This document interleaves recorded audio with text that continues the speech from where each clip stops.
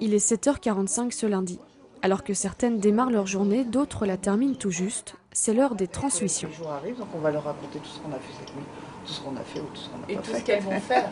Et tout ce qu'on va leur laisser. Avant de se réunir, les transmissions d'informations se font d'abord entre auxiliaires puéricultrices d'un côté et sages-femmes de l'autre. En salle de consultation numéro 2, j'ai cette patiente qui est arrivée donc il y a une demi-heure. Très complémentaires, les sages-femmes et les auxiliaires ont des rôles étroitement liés. L'auxiliaire se définit comme les petites mains de la sage-femme. Si le médecin n'est pas là lors d'un accouchement, c'est elle qui l'assiste. Après l'accouchement, elle se charge des premiers soins du bébé, et tout cela toujours sous la responsabilité de la sage-femme.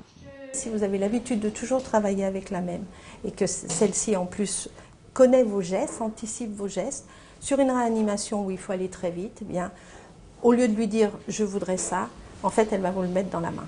Et donc du coup, vous gagnez des minutes, des secondes qui peuvent être très importantes pour un bébé. Sylvie est arrivée ici il y a 5 ans. Ce qui l'a notamment poussée à se lancer dans ce métier, c'est son goût pour l'urgence. Se tenir prête à tout moment. Le rôle de la sage-femme est complexe. Elle s'occupe davantage de la maman, avant, pendant et après l'accouchement.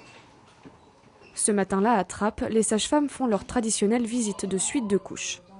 Oui, comme les contractions, les tranchées. Je vous ai apporté justement du spasme et du Doliprane, d'accord ?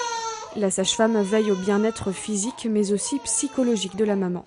Un petit examen chaque jour en fait pour vérifier que voilà, il n'y a pas de saignement, que tout va bien, tout se remet bien en place. C'est aussi beaucoup de relationnel à ce moment-là, puisque c'est là qu'elles ont besoin qu'on les aide, qu'on les épaule. Il faut énormément observer, aimer les gens, parce que pour les observer, il faut vraiment les aimer. Avoir envie de partager quelque chose avec un couple, des situations très agréables, des situations très désagréables, la mort d'un bébé, l'abandon d'un bébé, des choses comme ça. Et puis il faut après être très professionnel, c'est-à-dire qu'on a un métier qui a une grosse responsabilité, donc il faut toujours se remettre en question. Bonjour madame. Ah, on est au sein. Je m'appelle Philo, je suis l'auxiliaire qui va m'occuper de vous aujourd'hui. Bonjour mademoiselle Lucie, bon appétit. 9h25, place au premier bain du bébé avec Philomène, auxiliaire puéricultrice. Cette maman vient d'accoucher de son 3e enfant et ressent le besoin d'avoir quelques rappels. La priorité, elle est quand même dans la sécurité. Nous, on a un rôle de conseillère. On ne va pas aller chez elle, mais par contre, il faut mettre le point là où c'est nécessaire, à mon sens. On y va ? Comment maintenir une eau à bonne température? Quels sont les bons gestes et les bons réflexes pour garder le bébé en sécurité? Philomène apporte toutes les réponses. Ce premier bain est aussi l'occasion de vérifier que tout va bien pour le bébé.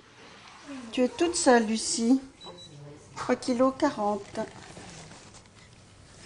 Alors, la position pour être en sécurité. Tac, tac, tac. Tu es dans l'eau, Lucie. On est sympa, là. Voilà. Fin de la matinée, les collègues se retrouvent pour une pause café, un moment privilégié. Bon, ça nous arrive quand même de parler de certaines patientes ou de bébés, mais souvent c'est plutôt, on se parle de choses perso plutôt. Malgré un rythme difficile, des horaires de jour comme de nuit, ainsi que les jours fériés ou encore les week-ends, ces femmes n'en perdent pas moins leur sourire et leur bonne humeur. Tout le temps avec moi, ça va, c'est que les patients.